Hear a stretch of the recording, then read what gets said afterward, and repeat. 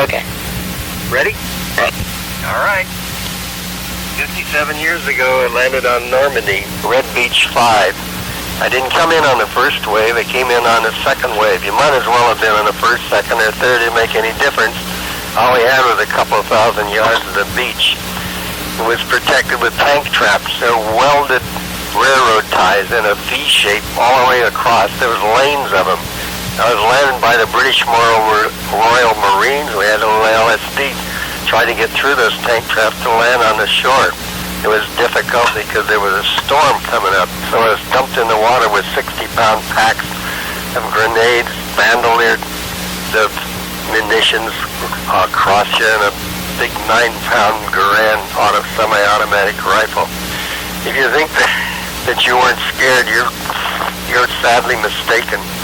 All the talk you do about it before battle never prepares you for what really was coming across. The shells that were in the water, guys that were passing away, there's German 88s knocking these LSDs off in the water and spreading stuff all over the water, oil, and it's like there was chaos and total disruption of a life. It would be at that time in your life because you just don't know what to do. You lost your command when you got on shore. There was no source of command. You were alone there. Just totally mixed up. Soil boiling with explosives of one kind or another. Bullets coming across you. Guys dropping all around you. You're calling for their mothers. That's the worst thing you could ever hear. If you think there's any atheists in foxholes, you're sadly mistaken. Anyway, we finally got ashore, and somehow I survived that. And we found our source of command. And then the tanks finally got in with a little shore help there. And when we got the weight on it, we broke out and went up to Cairns. I went south to Cherbourg Peninsula because we needed some shallow water ports to land a massive amount of armaments. Oh, by the way, there were so many planes in the sky that you could almost hear them taking off from the English soil, which is about 18 miles away. And if you looked up, it looked like the sky looked like pepper. They were every couple thousand yards apart. There was fighter bombers or bombers. And I remember when I landed, there was a great big bomber upright on the shore, a couple of thousand yards in. And if you've ever seen a 4-engine bomber with his tail sticking out, burning, it was part of the other chaos that went over it. At any rate, we got through that. And one thing I remember was they never told us about. These Germans had 88 millimeter long-tom rifles. They were excellent shots with them because they had a very high muzzle velocity and they could pick off things at 2 miles with them. They used them for knocking down aircraft. They had them on their tanks. They had them as field artillery. And they were good guns and they were accurate. And that's what accounted for a lot of our loss of life. If we didn't have the Air Force knocking the heck out of all their supply lines behind the shore, we'd still be over there, I think. We just overwhelmed them with a massive amount of American material and things like that. But they had good guns, good command, and they knew how to fight. Anyway, they couldn't put up with those Yankees because if you'd lose all of them, you only had a private out there, and the Germans used to say, like, something happened to all your sergeants and captains. He said, you got a private out there. He's like a general. We worked on ourselves. That was the difference between the Germans and us. We had ingenuity. We used it. We learned how to survive, and we learned how to fight. After we got Caen, we took southern France, went across up to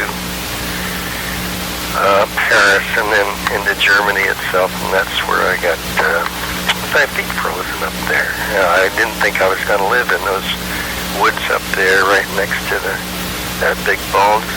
We weren't equipped to fight in the snow, and we didn't have the right kind of gear on, and your feet got frozen, and you got morose. You thought you were going to die, and you really didn't care much about anything. You just didn't want to leave any of your fellows behind. At any rate, a lieutenant of Shavesdale from the States who was nice and clean crawled up and said, "Hey, soldier, how's your feet?" And I said, "What feet? I haven't felt them for 2 days." And he said, "Tagging Union, going back." I couldn't believe it. I pinched myself for 2 weeks. I didn't know I was alive. You couldn't eat because your stomach has shrunk up to the size of a grapefruit because you were living on energy alone.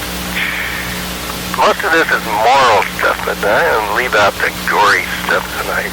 I'm just going to tell you that whatever block you guys came to school this morning, there's hundreds of bodies that made you free. That's it. So long, Ernest M. Condit, TFC, 82nd Infantry Division. That's all. Grandpa, I have a couple questions. Yes. Did you liberate any of the concentration camps? I didn't liberate them personally, but I kept care of the trains that picked them up from the camps and took them back to Paris. I got reassigned.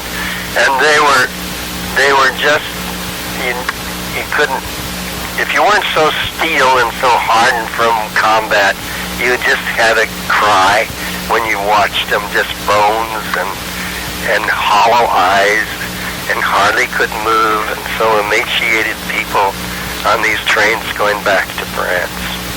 It was just unbelievable, the amount of people that they picked up and took back to France and Poland and parts of Germany.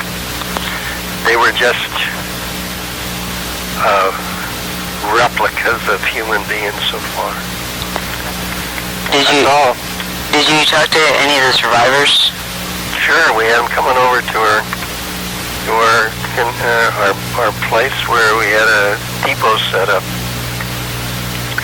and they verified everything that was already been printed and talked about: the furnaces, the death camps, the smell over the cities at night, and the red glow that would people in the cities next to them, and they didn't want to know what was going on, and they never cared either, really, until after the war, and they brought them down there and showed them exactly what was going on. Then it was a different story, the Germans.